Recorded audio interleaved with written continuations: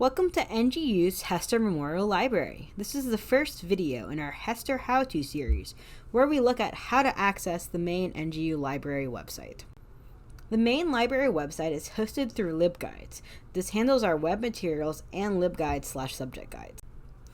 There's 3 ways to access our main LibGuide site. The first and most direct way is to use the direct web address link, ngu.libguides.com. Using the direct link or web address will bring you to this home page. When using the direct link, you will have to log into databases and Primo using your NGU credentials.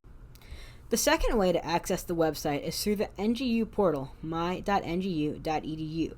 You will then click on the library icon, and this will bring you to the home page. The third way is to access through the main university website, ngu.edu. Under the pull-down option, Hester Memorial Library under Academics. Or you can type in the hyperlink at letter B. You will then click on the Start Here box. Thank you for watching this video on how to access the NGU Library website. To recap, there are 3 ways. You can use the direct link, ngu.libguides.com. You can log in through the portal, my.ngu.edu.